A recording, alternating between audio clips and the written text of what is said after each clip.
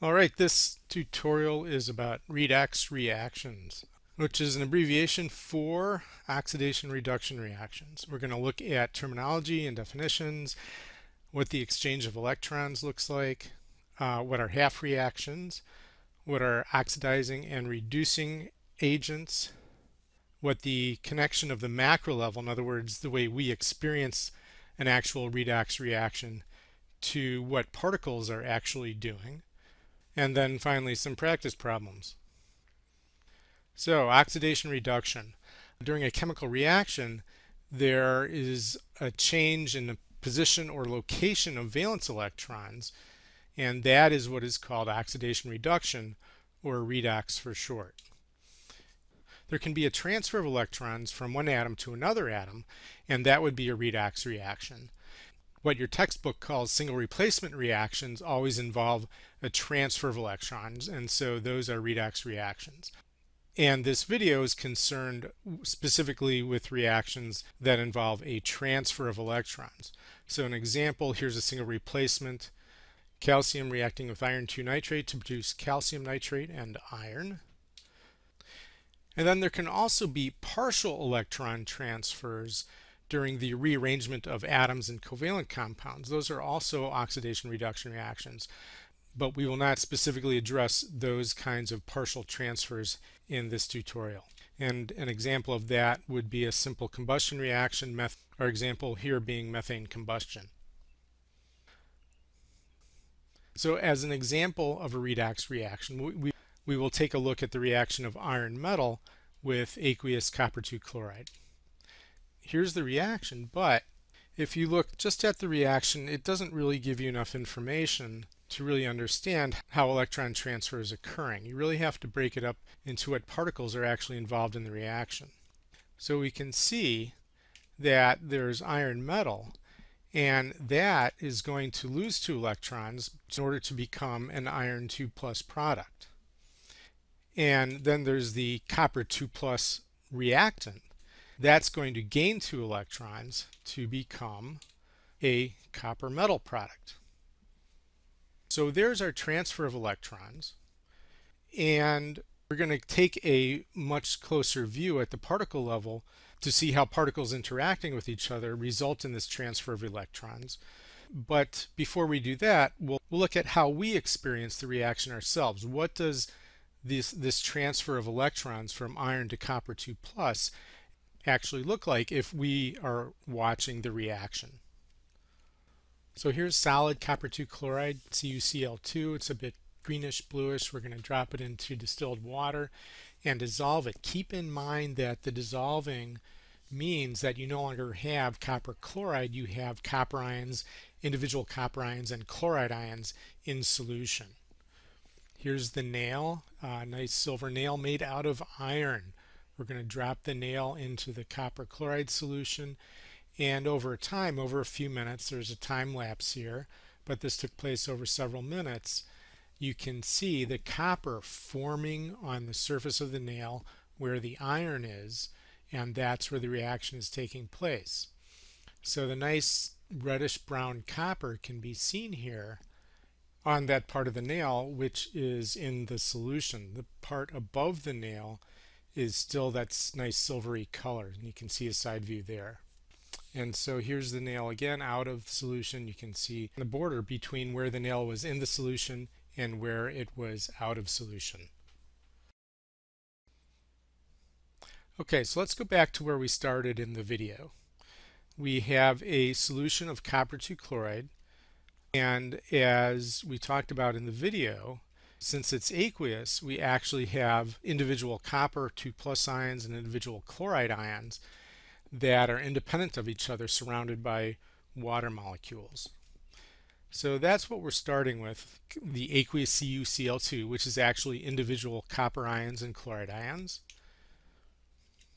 And we are going to drop in a nail for our source of iron.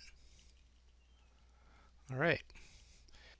So the question is, how will the copper 2 plus ions react with the iron in the nail? If we take a very close look at this reaction of iron metal with aqueous copper 2 chloride, we might get an answer to that question. So let's zoom in here. And you can see the water is there, but it's always there, and it's not quite participating in the reaction. It's solvating the ions, it's allowing them to move, it provides a medium for the reaction, but for convenience we will no longer show the water molecules. So here we are at a magnification of about 1,000,000,000, and we've got copper ions floating around, we've got chloride ions floating around, and we've got solid iron from the nail that is just sitting there. So how will the reaction take place? Well, if a copper 2 plus ion collides with an iron atom in the nail, that's going to be where the reaction takes place. As a result of the collision, as you can see, there are 2 electrons that are being given up by the iron, and those 2 electrons will be taken by the copper 2 plus.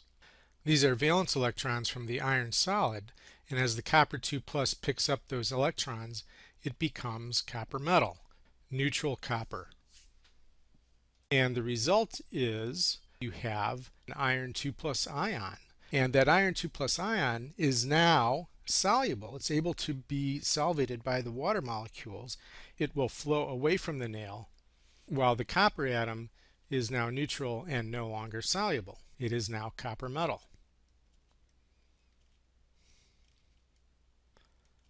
So this keeps happening over and over again. As copper 2 plus reacts with iron, the copper metal builds up.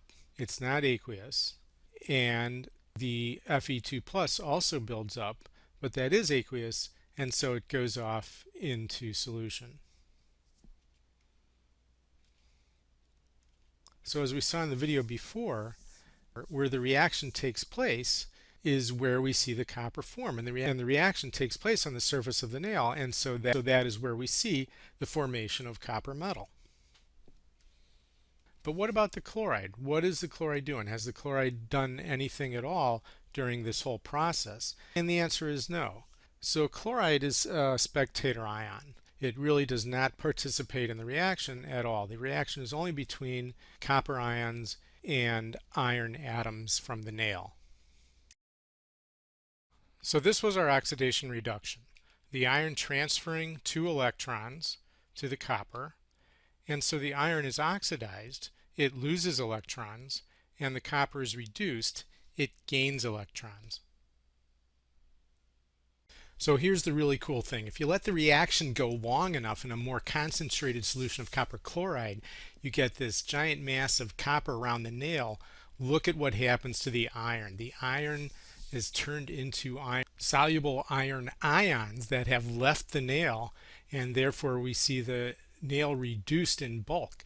The iron from the nail has gone away into solution due to its oxidation, making it soluble in the solution, while simultaneously the soluble copper ions were reduced to copper metal. And here a quick comparison to the particle level. You can see here that the nail slowly loses iron atoms as the reaction takes place, and the copper metal builds up around it.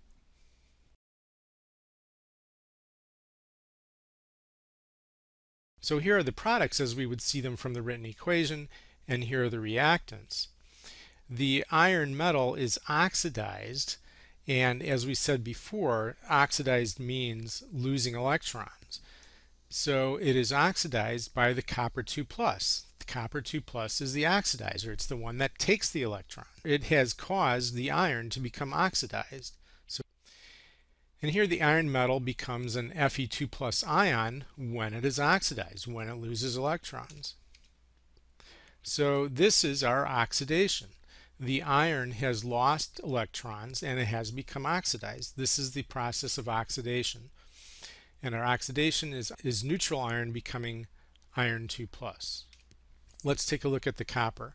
So the copper 2 plus ion is reduced, the definition of reduced being a gain of electrons, and it's reduced by the iron metal. The iron metal has given the electrons to the copper 2 plus, and therefore we call the iron the reducer. It has reduced the copper 2 plus. It has given it electrons. So the copper 2 plus becomes copper metal, neutral copper metal, when it is reduced, when it gains electrons. So here is the reduction. The species that gain electrons is where the reduction occurs. And there's the oxidation. Remember, an oxidation is a loss of electrons, and the reduction is a gain of electrons. What's the chloride doing? Absolutely nothing. It's a spectator. It's basically irrelevant to our oxidation reduction. So here's where we get into half reactions. We're just showing the half of the total reaction, that is the oxidation here. And here's the half reaction that is just showing the reduction. So the half reaction of oxidation is the iron becoming iron 2 plus, giving up 2 electrons. The half reaction of reduction is the copper 2 plus gaining 2 electrons and becoming copper metal. So if we look at charges, we call these oxidation numbers. Oxidation numbers here are exactly the same as the charge on the atom. The iron metal has no charge, so we give it an oxidation number of 0. And after losing electrons, the iron has a 2 plus charge, so it has an oxidation number of plus 2. All right, let's look at the reduction. Copper starts out with a 2 plus charge, and so it has an oxidation number of plus 2, and it ends up with no charge after gaining electrons, and so it has an oxidation number of 0. It's neutral. And as we said, these are called oxidation numbers. But for ions and neutral compounds, it's just exactly the charge on the atom. All right, so the two half reactions, it's an oxidation reduction reaction. Half of it is an oxidation, the other half is a reduction. So here are the two half reactions. If you add them together, the 2 electrons on the right side cancel out the 2 electrons on the left, and you end up with the net reaction, which is the reaction without chloride present, because the chloride is actually not participating in the reaction. So we have iron reacting with copper 2 plus, and that produces iron 2 plus and copper. That's the net reaction. And I like to think of the net reaction as how do we symbolically represent what the reaction actually is, rather than writing CuCl2 and FeCl2 when the chloride actually isn't participating. So the net reaction focuses our attention to what is actually going on in the redox reaction. All right, a little more vocabulary: oxidizing agent, reducing agent. So the thing that gets oxidized, in this case the iron, is called the reducing agent because it's giving the electrons that it loses to the copper, which is getting reduced. So we call the iron the reducing agent. And the other side of the coin is the species that is getting reduced, the copper 2 plus, is getting reduced by taking electrons from the iron. And so by taking electrons, it is oxidizing the other substance, and therefore it is the oxidizing agent. So the species getting oxidized, in this case iron, is the reducing agent, and the species getting reduced, in this case the copper 2 plus, is the oxidizing agent. That is always the case. Whatever is getting oxidized is the reducing agent. Whatever is getting reduced is the oxidizing agent. So here's our oxidation, and here's our reduction. So let's take a look at some other reactions and practice what we've learned in this tutorial about how to identify the oxidation in a reaction, the reduction in a reaction, what are the half reactions, identify reducing agents and oxidizing agents, as well as identifying how many electrons are being exchanged in a balanced reaction.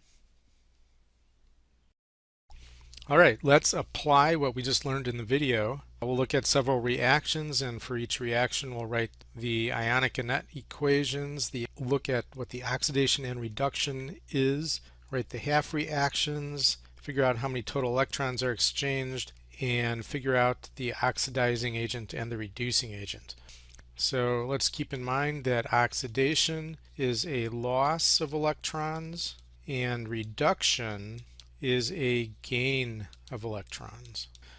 All right, let's start with, you guessed it, balancing the reaction. Just as in the video, this is a single replacement reaction. We need 2 chlorides on this side. That gives us 2 potassium, so we'll put a 2 there. That balances the equation. The first question, ionic and net equations. So the ionic is going to be, well, we've got 2 solid potassiums and we've got aqueous calcium 2 plus ion. Remember, this is aqueous, so the ions are split apart to aqueous chloride ions. That's going to result in 2 potassium ions that are aqueous, and again 2 aqueous chloride ions, plus finally solid calcium metal. So the net equation is really specifically the reaction itself. So we're getting rid of what's not reacting. And what's not reacting, we can see on both sides, the chloride has not changed. It's still the same. It hasn't done anything. So we're just going to get rid of it. And so the net equation is going to be what's left over. 2 potassiums reacting with calcium ions, and that gives us 2 potassium ions plus calcium metal. All right, B is asking for what is the oxidation and what is the reduction. Well, potassium goes from a neutral metal to an ion, and that means it has lost electrons. So that's the oxidation.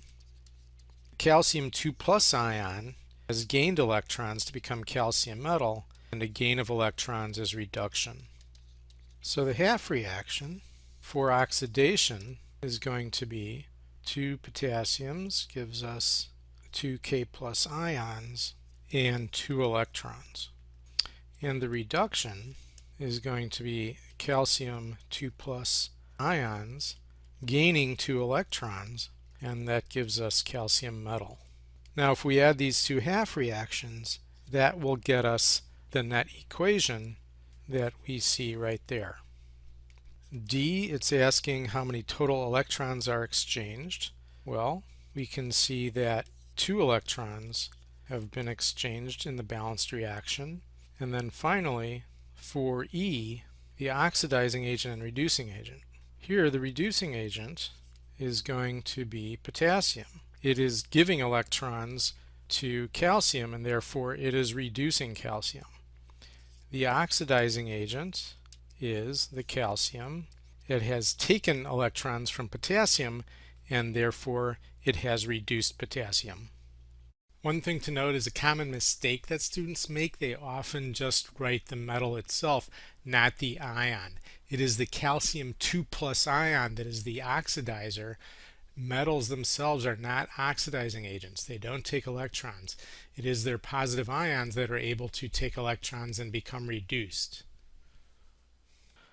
Alright, so we're going to do 3 more equations. The first one will be single replacement again, but the last 2 are a little bit different. The reaction between a metal and a non-metal, and that's going to be a bit different. So make sure you stay tuned for those. For this one, why don't you copy it down, turn off the video, and try to do it yourself, and then come back and check your answer. Alright, I hope you balance the equation. We've got 2 aluminums on the right, so we'll put a 2 there. There's 3 sulfates on the right, so we'll put a 3 there, and then 3 zincs on the right. For A, or the ionic and the net, the ionic, we're going to split apart what's aqueous into individual ions. So 3 zinc 2 plus ions that are aqueous, plus 3 sulfate ions, aqueous, and then we have 2 aluminum metal. And on the right, aqueous aluminum sulfate means we have 2 aluminum 3 plus ions that are aqueous. That's from the 2 right there. We've got 3 sulfates, and then finally 3 solid zinc. Now, as before, you eliminate anything that hasn't changed from the reactant side to the product side. So we get rid of the sulfates, and everything left in the reaction has undergone some sort of change. In particular, with redox, it's a transfer of electrons. So the net is going to be what's left. 3 zinc 2 plus reacting with 2 aluminums gives us 2 aluminum ions plus 3 zinc metal. B, the oxidation and the reduction. Well, let's take a look at the zinc. The zinc has taken electrons from the aluminum, so it has gained electrons, so that's the reduction. And the aluminum has lost those electrons, so it has become oxidized, so that's the oxidation. See the half reactions. For the oxidation, we have two aluminums losing electrons. Each aluminum loses 3 electrons, and there's 2 aluminums, so it loses a total of 6 electrons. For the reduction, there's 3 zinc 2 plus ions. Each zinc ion gains 2 electrons, and there's 3 ions, so it has to gain a total of 6 electrons to make 3 solid zinc atoms. How many electrons are transferred? So 6 electrons transferred. And finally, E, the oxidizing agent and the reducing agent. So the reducing agent is the aluminum. The aluminum gave electrons to the zinc and it reduced the zinc. By doing that, the oxidizing agent, the zinc 2 plus, took electrons from the aluminum, causing the aluminum to be oxidized. So zinc 2 plus is the oxidizing agent. Again, remember, it's not zinc metal, it's the zinc 2 plus ion. Don't forget the charge. Otherwise, you're saying that it's something else. Okay, the next thing is a reaction between a metal and a nonmetal. Here, aluminum and fluorine react to produce aluminum fluoride, an ionic compound. And there are no species that are not involved in the reaction in the equation. So the whole equation itself is basically a net equation. So we're going to skip that. The equation is showing everything that's... So we're going to go right to B, but before we get to B, of course, we have to balance the equation. We have an odd and even number of fluorines, so we're going to take the least common multiple. That's 3 and 2, giving us 2 aluminums over there. Now let's look at the charge that we're starting with. On the aluminum, that's a metal, so it starts with it's a neutral charge, and fluorine is also neutral. But it becomes an aluminum fluoride ionic compound. The aluminum is a 3 plus ion, and the fluoride is a 1 minus ion. So there's definitely been a transfer of electrons. So what is the oxidation and what is the reduction? Well, the aluminum starts out as neutral and loses electrons. So that's the oxidation. The fluorine starts out neutral and it gains electrons to become a negative ion. Gaining electrons is being reduced, so that's the reduction. The half reactions, well, the oxidation, the aluminum lost electrons. Each aluminum lost 3 electrons, and there's a total of 2 aluminums. So from the balanced equation, it lost a total of 6 electrons. The reduction, therefore, is the 3 fluorines. Each fluorine gains 1 electron, and there are a total of 6 fluorines, 3F2. So there's a total of 6 electrons gained, and that makes 2 F3s from the equation. So D, we've got 6 electrons transferred total in the balanced reaction. And finally E, the oxidizing agent, is going to be F2. F2 has taken electrons from an aluminum, so it's oxidizing aluminum, and the reducing agent, the aluminum has given electrons to the fluorine. It has reduced the fluorine. All right, we're going to do one more. Why don't you write this down and try it. So try it on your own and stop the video and then come back and see how you do. All right, here again we have a reaction between a metal and a nonmetal, and we of course have to balance it. We've got 2 oxygens on the left, so we'll put a 2 there, and that's going to be 4 sodium, so 4 over there. B, what's the oxidation? What's the reduction? Well, again, let's look at what we're starting with in terms of charge. The sodium metal, metals are always no charge, they're neutral. The oxygen molecule, it's a molecule, there's no charge. They come together and make an ionic compound. Each sodium has a 1 plus charge, and each oxygen has a 2 minus charge. So the sodium loses electrons, so that's the oxidation. And the oxygen has gained electrons, and so that's the reduction. See the half reactions? The oxidation from the balanced reaction, there's 4 sodiums, and each sodium loses an electron to become sodium plus, so that's a total of 4 electrons lost.